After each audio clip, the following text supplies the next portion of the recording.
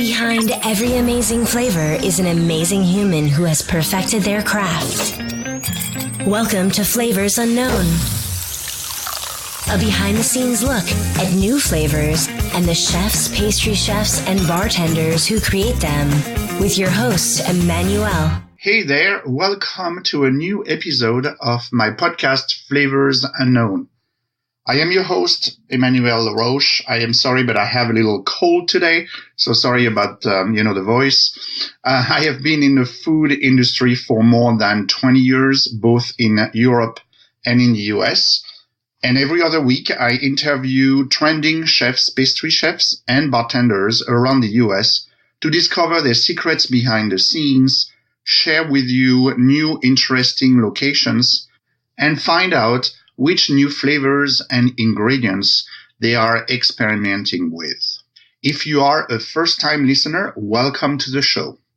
Last week, my guest was Flavien Desoblins, the owner of both the Brandy Library and Copper and Oak in Manhattan. And obviously, we talked a lot about bourbon. You can find the show notes of this episode and all previous episodes at flavorsunknown.com. Click on the episode page. And you can follow us on Instagram and Facebook at Flavors Unknown. Be sure to listen to the podcast on Apple Podcasts or any other phone podcast app.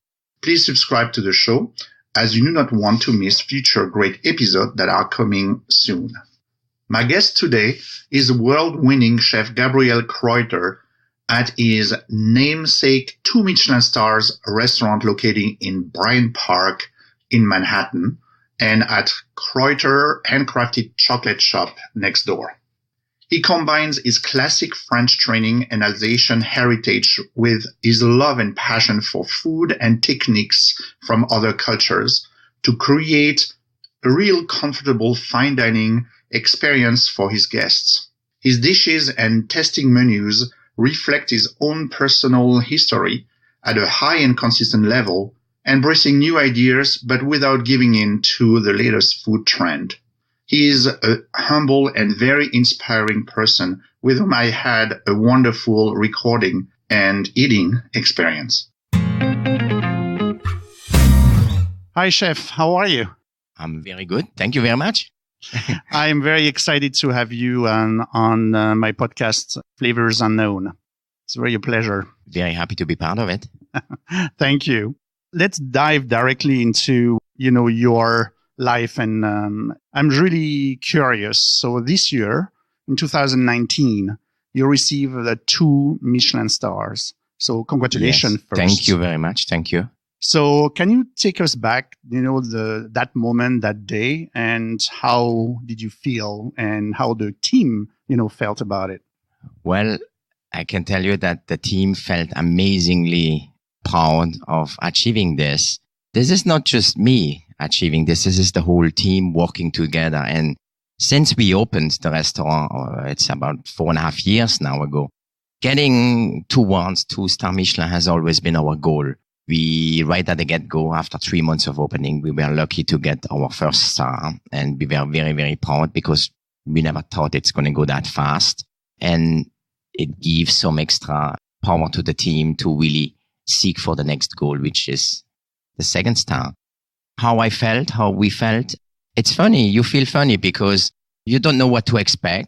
And then suddenly around 11 o'clock, you get a phone call from the big director of the Michelin, and they want to talk to you. It's like, okay. So, and then they say for the 2019 guide, that's a good sign already. Yeah, exactly. Yeah, according we give you the 2nd star, 2-star Michelin, and we jumped and for joy, and then I went to the lineup and announced it to the team. Everybody was really, really happy, and that evening we had all together. We had a glass of champagne, really overjoyed. Is it a feeling of accomplishment? It's a nice feeling. It's a feeling of accomplishment, but it's interesting because it's an accomplishment for the past almost, if you can see that, it's, you're working very, very hard to accomplish something, and then you get rewarded for it. But that reward is literally for yesterday. So then everybody comes together and it's like, so what's next? What are we doing next? And each time you have to find that motivation. You have to find that way of driving a team in a passionate way so that we are here. We love what we do. So we want to do it in a sense that fulfills the day. So is the next step like the third star then? Well, that's something that everybody came to me and said, so chef, what's next now? And I said, well, we're a team. Let's put everybody together and see what you guys think and what you want to do all together. And, I listened and everybody was so excited and said, chef, we have the second. Now we have to push for the third. And I said, okay, if this is what you want to do, let's put our heads together and a plan together and let's work towards that. There is no guarantee we're going to get that, but it's a beautiful motivation.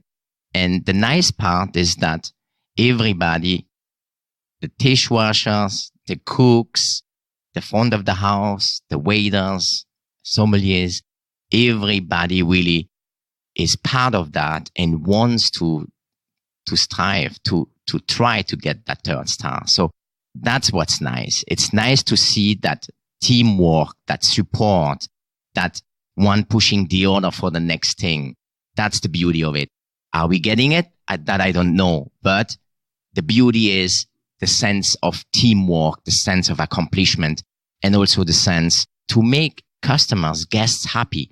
We are in a business where, we love what we do, we cook, but at the end of the day, we also cook a little bit for ourselves. We cook a little bit what we want to eat, we don't, and hopefully doing so, we kind of engage people, engage the customer and make them happy. And hopefully they have a great moment with us. For the people who are listening, that is not part of their world, what does that mean, the gap between a second star and a third?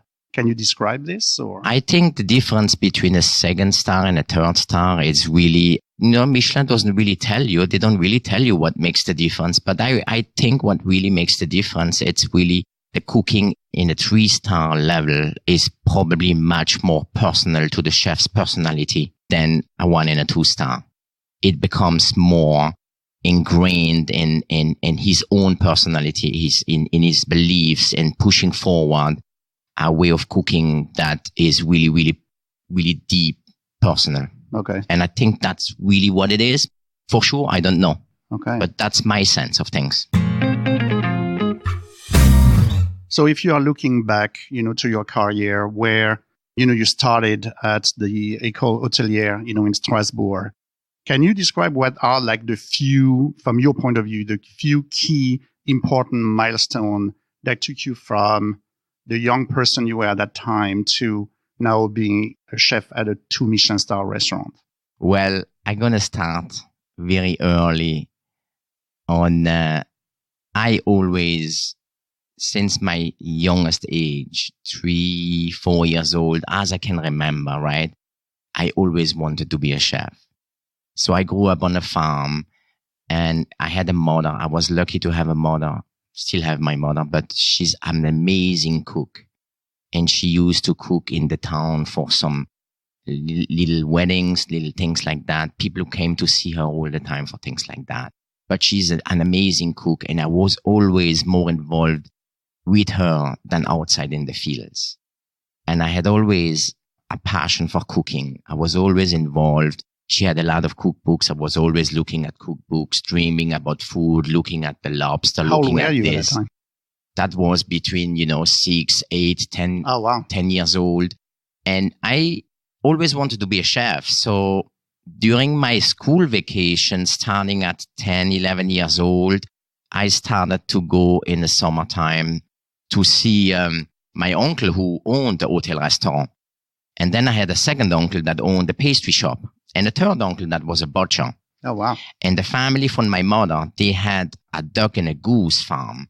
So I was deeply, deeply involved in food. And I spent my summers then with my uncle.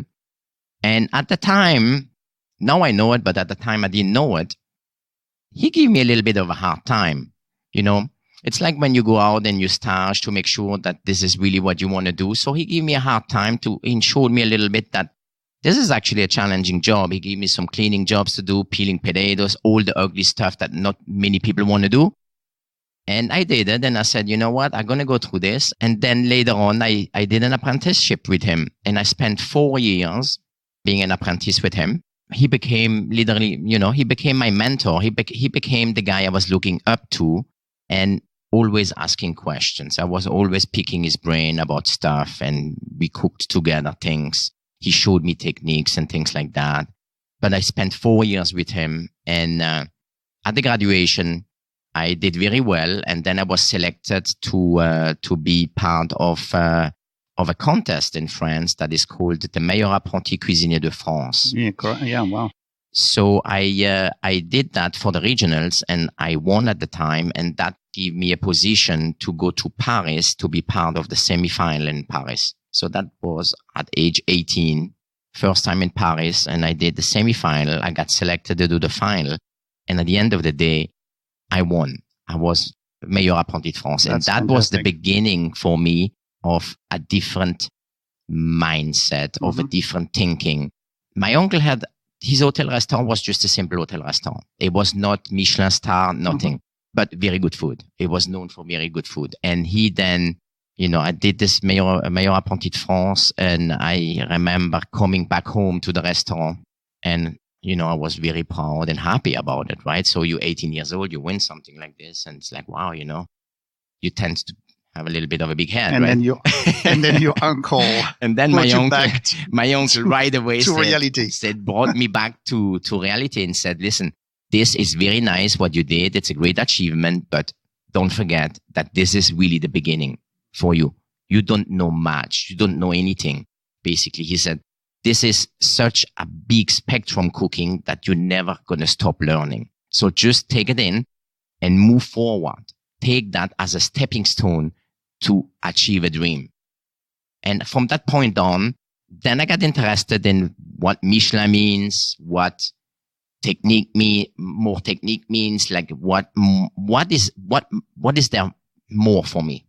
After that Meilleur Apprenti de France, there was a reunion in the region, and they gave me some gifts, and one guy, a teacher, came close to me, a former teacher from the École Hôtelière, and said, he looked at me in the eyes and said, Washington, D.C. That's what he said to me. Only that, yeah.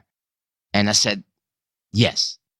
And my mother was with me at the time, and she said, I saw you talking to Mr. Stéphanis, was his name, Mr. Stéphanis. Like, what he wanted?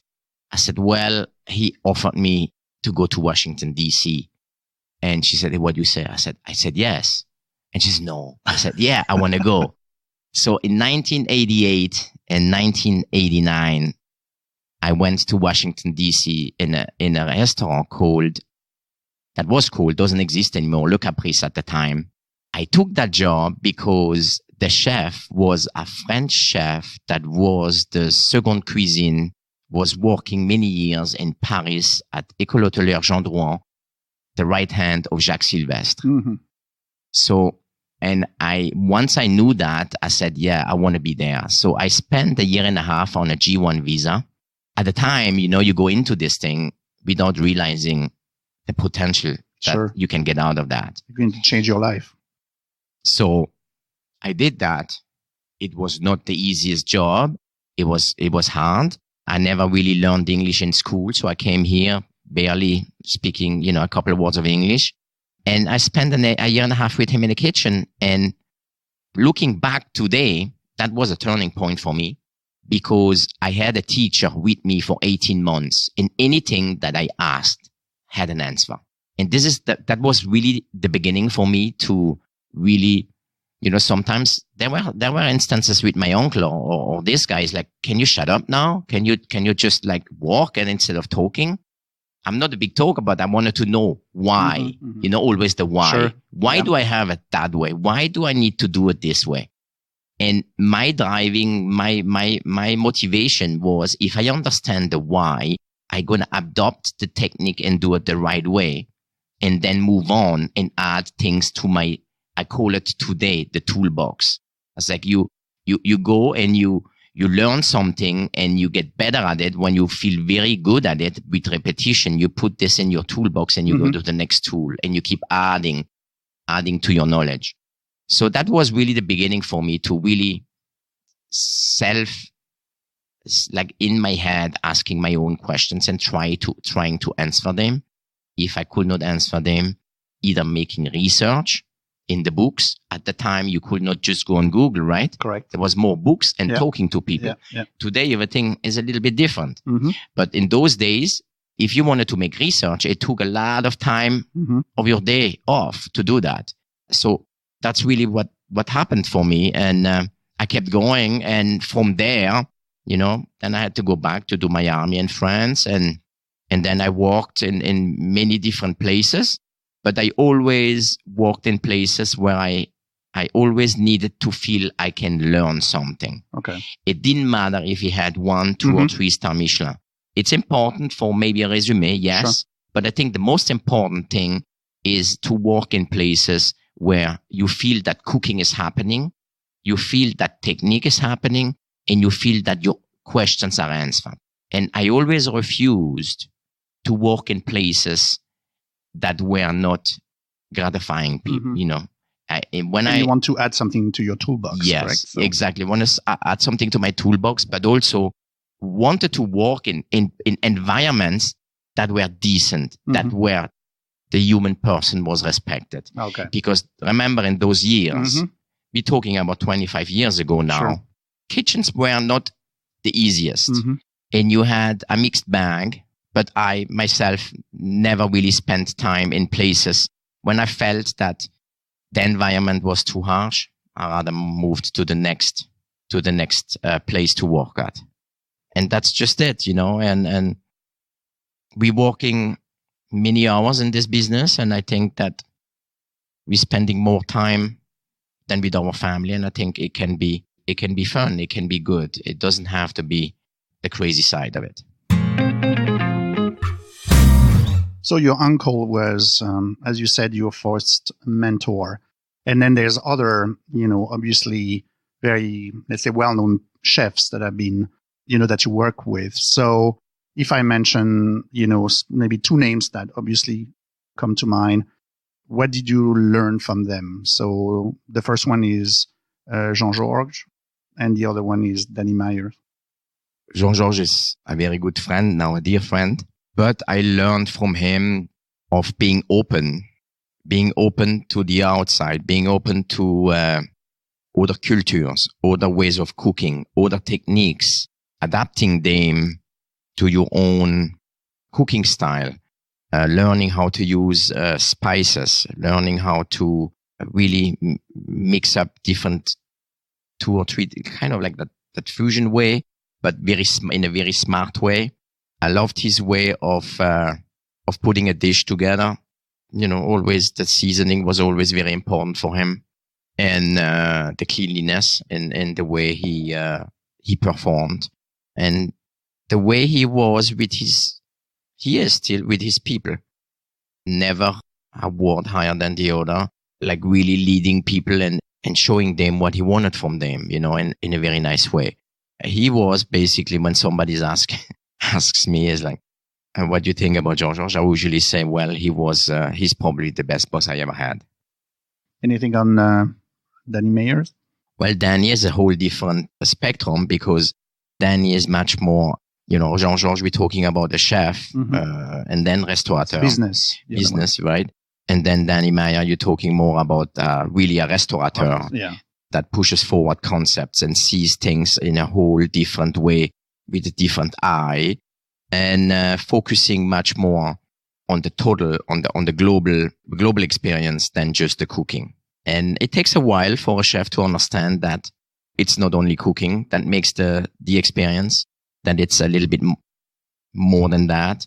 Hospitality and how you speak and behave with the guests and how you receive them. And also he's the master of that whole demeanor in a dining room where you feel welcome. It's not over the top. And I think that's what's really nice about him. and he manages very effectively his businesses, on both sides. What was nice with Danny also was that I worked almost 10 years with him, and I was, free to do what I wanted to do at the Modern at the time when we opened. He trusted me, and we worked very well with each other. And, the result is, the Modern is an amazing restaurant still today. Mm-hmm. Absolutely. Let's talk a little bit about the place we are here today. So the restaurant that, has your name, on. So how would you describe this place, like the food and, and the ambiance, of the place? The food is French. It's Alsatian inspired food. It's really digging in my roots and my background at the beginning of the whole story, and then blending in the world travel, the love of food from different other cultures, different techniques, and blending that together, but always with that little Alsatian spirit in it. And the Alsatian spirit can be in a product, it can be in the way of seasoning, it can be in the way of using acidity, of using smoke, things like that. There is always a little link to the background. And the ambiance, same. It's something that has been built from. It's basically the story of my life. This place, because you have those big beams that are reminiscent of the of the beams in the houses in Alsace, correct? Yeah. And they are 1880s original ones from an old farm in Vermont, and everything that we have in here is connected to where I grew up. So it tells the story. It tells basically my story. And the restaurant, I wanted to do a restaurant where people are feeling comfortable, well received, where we don't go over the top. I want people to have a good time. And behind that is a little bit something that is connected to the Meilleur Apprenti de France, where when I was in Paris as an 18-year-old boy there, and I won this thing, and I said, now I want to go to some of those famous places. And in 1987, in December, January 88, you go and visit some of those places, and you're dressed as a schoolboy, right? You just dress normally, and you cannot even put your feet inside. They just say, hey, you don't belong here. Yeah. You cannot afford it. They kind of like kick you out. Sure. And that's kind of like having grown up on a farm and having dreamed about food and things like that. It's like, then you go and you say, I want to try to see what that is, how that comes across. And the first thing you encounter is like kicked out, on a red carpet or something. And that's something that stays with you forever. And I always ask myself, I don't need to have a jacket. I don't need to have a tie. The food won't taste better. So why can we not get over that? Sure. And it took years, but we're getting to that point. You can still be classy without being, overly dressed. So that's really the background, and that's really what I want people to feel here. Welcome, having a great time with friends, family, or business, whatever they want to do. We give them a stand next to them, a perchero. If the man wants to take his jacket off, he's welcome to do so. So I fit today. Yeah, it's perfect, And this is really, I want people to have a great time and not overly brainy. It's really digging in, having a good time, and enjoy the moment. I want to make people happy with what we do. So you're talking about the food that you are making is rooted into, where you're coming from. So Alsace, which is the northeast part of France, close to Germany. And then after that, there is the twist, or, the almost like the unbounded influence coming from, different places. Yes, yeah. So can you describe a little bit, your creative process and how do you achieve that? Yeah. Well, yeah. One thing, a lot of people ask me, what is Alsatian cooking? What is it really, right? So something I thought about it a while, and said, how can I explain it without getting very confusing? And I came up with that. Like I say, Alsatian cooking is basically the rusticity and the hominess of the German cooking mixed up with the refinement and the finesse of the French cooking. So almost like kind of like a fusion before anybody talked about that stuff. And that's the way I see it, where we have those flavors that are familiar, but then we bring them up to a higher level with the French finesse. So that's a little bit how I explain what Alsatian really is. So how do you make like a twist and a creative spin on the very, I would say, very standard and beautiful and outstanding, like tarte flambée, for instance? Yeah. I love. A tarte flambée, it's three elements, you know. Yeah. It's the fromage blanc, onions, and nicely smoked bacon and the bread dough. Sure. So then it comes down to flavors that you want to bring in, the harmony you want to create. We do a very nice one here also with Hen of the Woods, but there are beautiful tarte flambées that we did a couple of those when we did a special tarte flambée night here. We did one with duck confit and then the duck confit? The duck confit on it. And also, we finished it up with the skin of the duck, very crunchy on the top and a little bit hazelnut. So that was beautiful. We did one with smoked salmon. I think it comes down to that 3-element composition that harmonizes the flavor. It's only 3 or 4 things, but you're looking still for that harmony where the onion is always linked in it, and then the smokiness comes from somewhere else. Okay. But it's 3 things. So here the innovation and the creative process start from like a standard recipe that almost come from the farm and you know, in your background. And you know that when you touch at that cooking, when you touch at that stuff, which is really the integrity and the history of a region, there are 2 schools. There is the school of like, you don't touch at that. It's a perfect thing. Sure. Very French. You're crazy if you touch that. It's kind of very French, very right? French thinking that way. And then it's like, let me see what I can do and try a couple of things out and how this thing, you know, I have an idea and try it out. And then it takes also an open mind to try to willing to eat it, you know. But here. So how far do you go? Well, here I go as far as long as I'm happy with the result. Yeah. I don't stop, you know. It comes down to that, having that integrity of like saying, okay, I like what I have in front of me. I like the flavors, how they come together. I like the harmony of it. I like the balance. If it's off, I say, okay, let's don't do it. This is not the right path. But also not being the only judge. Bringing people into the judgment. Bringing 5, 6 other people that know what they're talking about and listen. Don't just, you know, push them away, but listen to what they have to say. Listen to what they like, what they don't like. And sometimes people are very excited about what they taste. And then you say, okay, that's the right path. If it's the right path, then you give it to people that you know well, regulars, and see what they have to say. And then you say, okay, let's move forward with this thing. Okay. You know, but the creative process, it can be many different ways to approach it. It can be product centric. Yeah. It can be season. It can be an obsession about something. And it can be a challenge.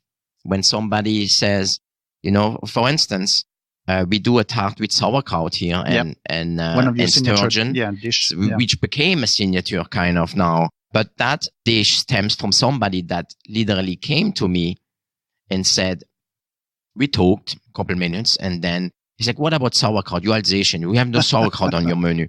And it's like, well, you know, in a fine dining, it's not, it doesn't really has its space, you know.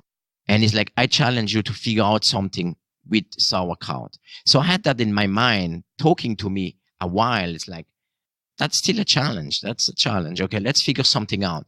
And then I came along and said, let's try to do something with sauerkraut. So I did this tartlet with sauerkraut, and I said, okay, how can we bring it up? So it's like, wow, you know, I love caviar myself, so why not? And then I did kind of like the 360 basically, because you're using caviar, but sturgeon is rarely used.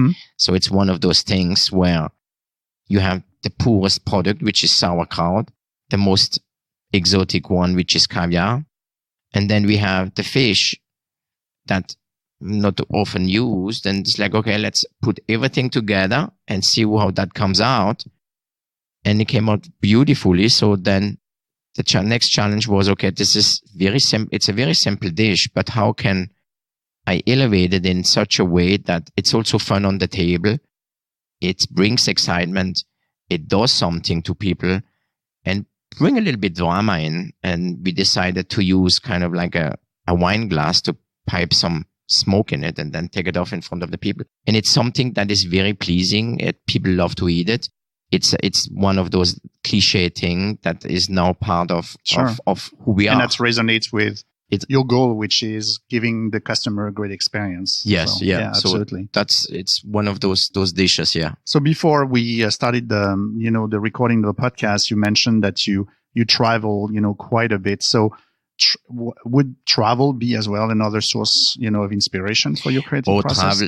Traveling is a huge source of inspiration. Seeing different cultures, seeing different food, and meeting with the different chefs and talking about flavors, textures, techniques, trying to understand certain things. Yes, and eating out is an inspiration. Just sometimes going out and buying your own products is an inspiration. Going to the green market, like really being in touch with what's going on and sparking an idea. As a chef, you go out. As a young chef, you go out and you eat, and you tend to sit down and nitpicking and picking everything apart. And you forget the most important thing is having a great time, because you want to understand what lies beneath, how the technique is done. So you kind of sip, and then as you get older in your career and more seasoned, you kind of also understand that the most important thing is really the flavor and then the technique. But you cannot have only technique and no flavor. It's meaningless. And once you understand that, then you sit down and you eat and you think about it after, instead of nitpicking everything. And you really, I think it's very important to go out and eat, but have a great time, have a good time, and ask questions. And that gives you ideas about combinations, about products. People, everybody tries to not use exactly the same products. Everybody tries to surprise a little bit. Mm-hmm. You want to be original. You want to come with something that is not well known and surprise people. So for you, what is more important? Is it like techniques or creativity? Well, I think both are very, very important as a combination. Mm-hmm. Creativity is important, but I think creativity, you only are good at it when you understand the foundation of what you're doing, because it takes a while to get your foundations and your basics together.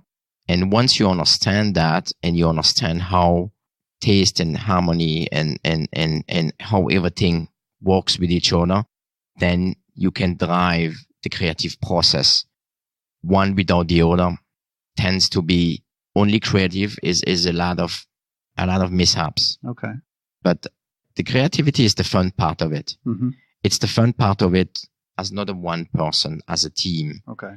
It's creative. A nice creative process is when you open and you talk about it, and you talk about ideas, and then you toss them around with with 2 or 3 people that you really, really trust and that are on the same page with you, and you develop something that really makes sense. How would you say your creative process evolved, with like over the years? And do they think it's getting easier or more difficult? Well, it gets easier and more difficult at the same time, in my opinion, because as you move forward, you're getting more and more. You want more, Yeah. You get more exigeant. Yeah, sure. And then you're looking for further and further and further. It's something that sticks with you in your head, and you want to express it on a plate, basically. But is it something, because you're talking about the team aspect, so is it an evolution where you start and you're younger, it's about, the type of things that you can give as an input, as an individual, but now this is maybe more like when you're a young cook, or chef de partie or something, in many places, first of all, nobody wants to really integrate you or wants to listen to you, part of that. So you stand back and you look a little bit what's going on, and you try things out for yourself. But I always try to, and that's what I loved when I was with Jean-Georges, where he he let me move forward with his style of cooking as long as I kept the spirit together. So I had 3. And when you say the spirits, what does it mean? Like almost like the style of cooking. The style of cooking resonate with what the restaurant is about. Resonates with the identity of the restaurant, with him. The brand. Almost, so you have to respect that. Sure. If you, as a young chef, you work somewhere and you want to make a revolution and say, okay, tomorrow we're going to cook something completely different that is not identifiable with the restaurant. What the heck, what's going on here? But I seen that as a big luck for me, as somebody's giving me the whole house and say, hey, if you're interested, you can run with it. Mm-hmm. But, and you have to respect that, and you have to also say, I'm not gonna go play it, the wrong way. And that's what I'm really pushing forward with the guys that work with me, with the chef de cuisine, with executive sous chefs, with everybody. I mean, I have people that are with me for 10, 12, 15 years, 8 years. Everybody that is part of management in the kitchen here has started on the line. It's people that I know very well. They know me very well. And we work together. We're not afraid about talking about stuff. And we decide together if we want to develop something. If it's not in the right path, then I change the path. So how you describe your management style? My management style, I will say that I'm like coaching, mentoring, and inspiring. I'm for a whole team to work and move forward into the same direction.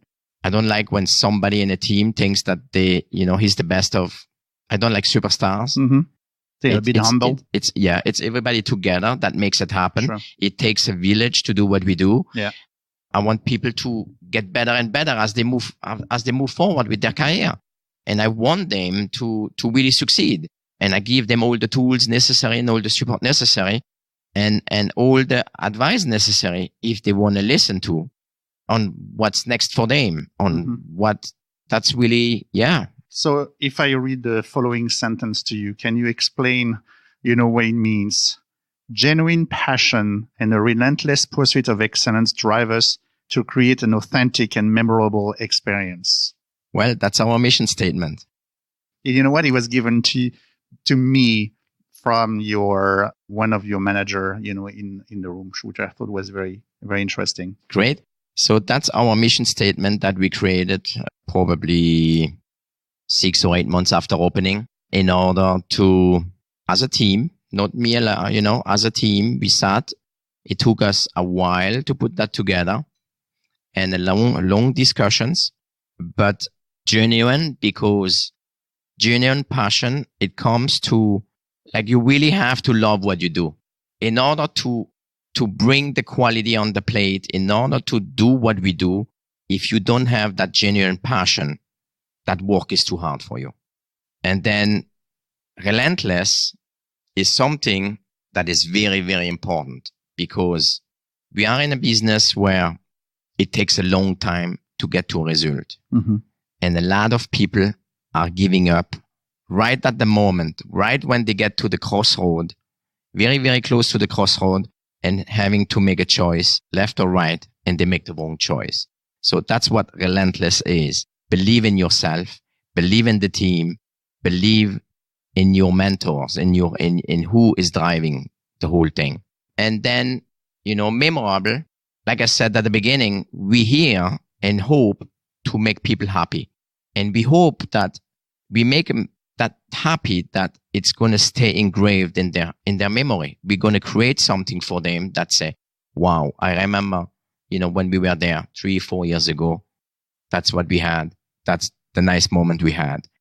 But also, it's not only just the cooking, it's the whole holistic package that makes it memorable. It's not just the cooking. So let's talk a little bit about ingredients and flavors. So the podcast is called Flavors Unknown. So I'm curious about what unique and maybe unfamiliar ingredients that maybe are finding the way into your menus, at the moment. Something that you are excited about. It all depends on the moments. We we using, we part of that dog to dish. So every Thursday we're getting 100 pounds of fish that come in from Montauk, and then we have to use it in a way. So, when it's black bass, it's the creative process is kind of easy. When it's conchs or a fish that is not really well known, we have to come up with a different process. But it's using those products. A while ago, we used jackfruit. We did jackfruit with foie gras. Wow. It's an interesting thing because that jackfruit, it can be like 25 pounds. Yes. And just the process. And very potent. Yeah, flavors. Absolutely. And then we pickled it. But just the process of like breaking it down is a learning experience for everybody. Mm-hmm. So things like that is what we love. And then we're doing a little cornbread with nori in it and caviar on the top. So again, something very, very simple. And then we do that with cornmeal from Castle Valley Mills from Pennsylvania. We do a lot of research to really find the finest products that are unique and want to know the story behind them. We want to know who's making them. We want to know the face behind it. And trying to use local. And try to use local as much as we can. Yeah. Okay. We have the butter is Bobolink, so it's out in Jersey. So, but it's like very nice stuff. We try really, right now, we're doing in the kitchen, right? They're doing something with the tomatoes it's like the market dish with the tomatoes, mm-hmm. which is really surprising to people.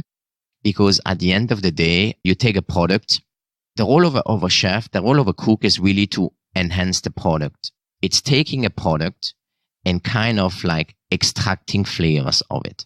Tomato, you can have a great tomato, but still you can enhance it by doing it a certain way, depending on what you decide to do. Same with fish or meat, depending on how good the cut is, how old the meat is, how old the fish is. That's why a recipe is never perfect. Because you tell somebody, oh, you just cook it 6 minutes. But if that piece of fish has more water retention than another piece, it's going to cook differently.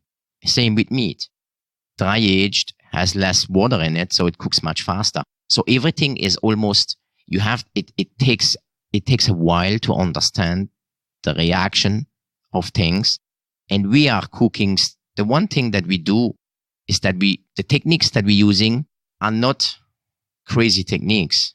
It's cooking techniques. Mm-hmm. We really cook. It's not, we don't just dip a bag in the water and 20 minutes later open it. Okay. That's not happening. Everything is still done the way really, I would say the old fashioned way, but we really cook. Okay. And that's what's really important to me. It's to teach people on how to tame the fire, basically. How to use the fire, the heat, every sources, every single cooking style. I've always used things through my whole career, through my last 20 years here. I always used techniques that were either very old techniques or techniques that were forgotten and that you bring back and people laugh at you. Like what, for instance, as an example? Cooking something in terracotta, basically, mm-hmm. or cooking something just in seasoned hot red wine. Poaching.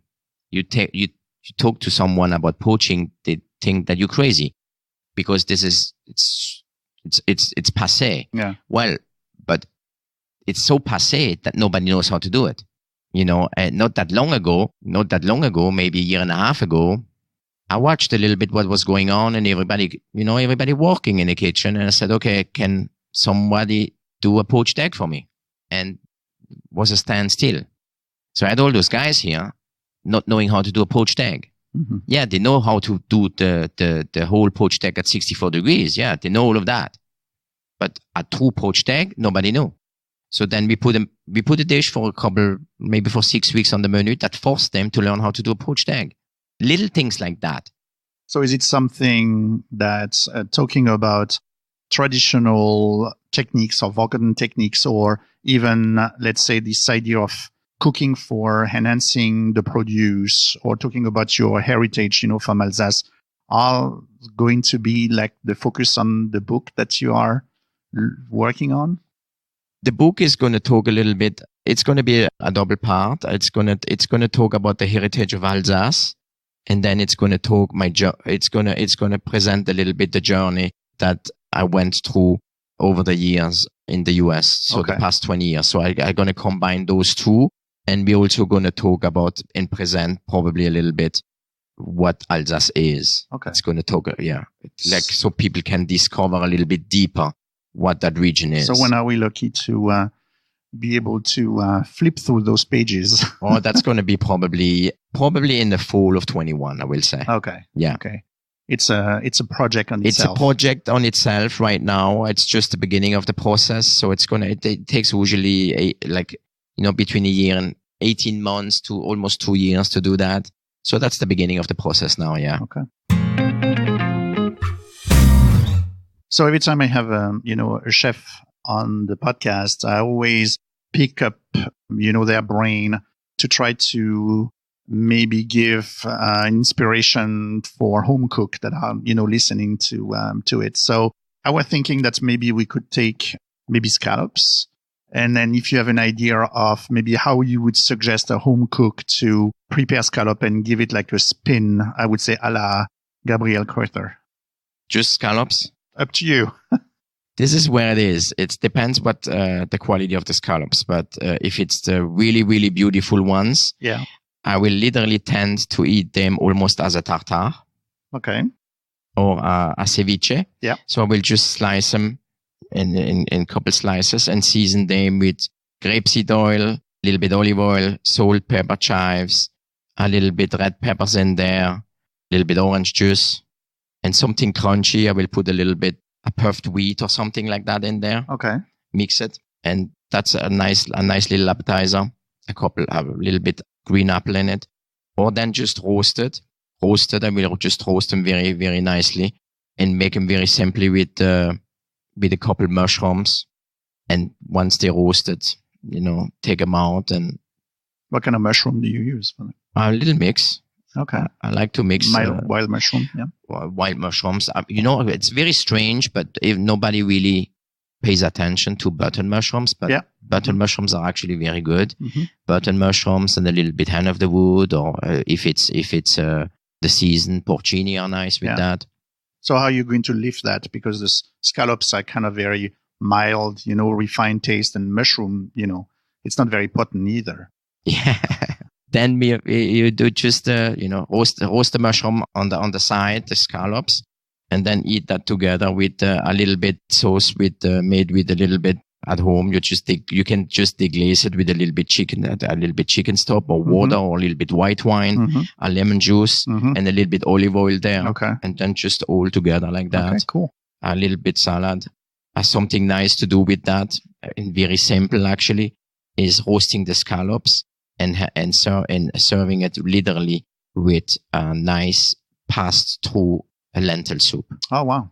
But on the thin side, light, and not the whole lentils in it. And it will be like a bed where you put the scallops on it. Literally in a almost a half a bowl of soup with 4 or 5 scallops in it, and that's nice with a couple mushrooms in it. Cool. Thank you for playing the game.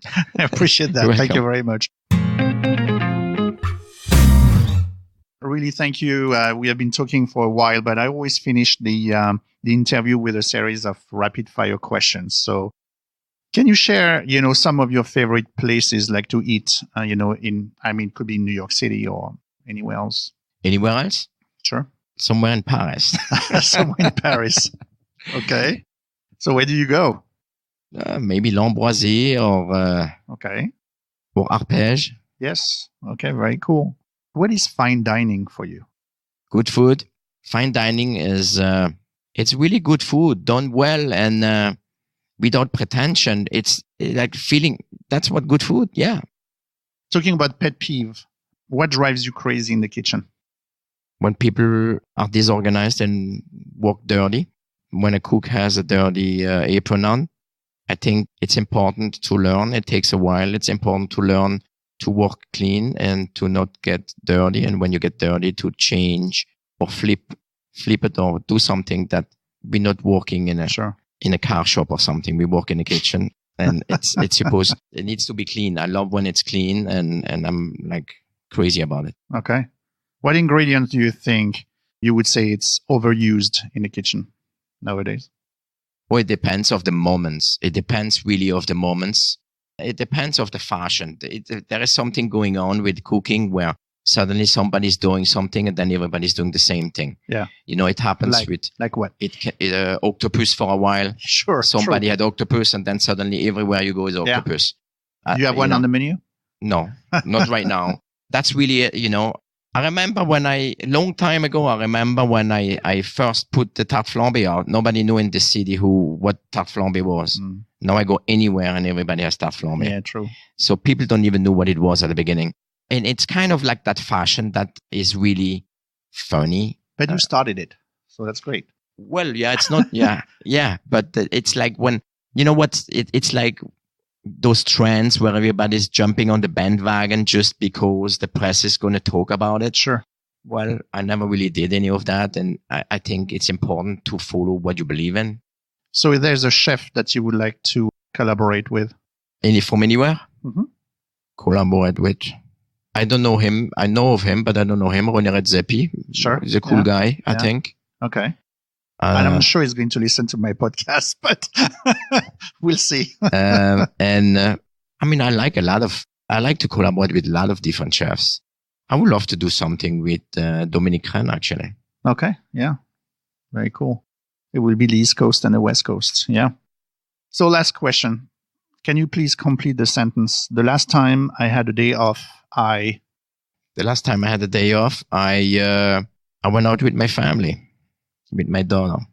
Okay. And had a good little dinner. Okay. Thank you very much, Chef. I really appreciate your time. You were very generous with it. And it was great to have you on the podcast, Flavors Unknown. Thanks for having me. What do you think? Wasn't Chef Gabriel Kreuther a great guest? I particularly love his story about the first experience he had with top restaurants in Paris after he graduated Meilleur Ouvrier de France. The experience of him being kicked out of those key restaurants in Paris because he was not dressing to their standard obviously had a long-lasting impact on him. Make sure to visit Gabriel Kreuther restaurant next time you are in the vicinity of Bryant Park area in Manhattan. In 2 weeks, my guests will be Chef Harry Cameron from the restaurant Amuse in Delaware and the owner as well of the fast casual concept Grandpa Mac. That episode was recorded at the International Chef Congress from Star Chefs in Brooklyn in New York City. I see you in 2 weeks, and until then, remember that people who love to eat are always the best people. You've just enjoyed another delicious episode of Flavors Unknown. Hungry for more? Hit subscribe. Tell us where you're listening from by leaving a review. And for social media and show notes, head to flavorsunknown.com.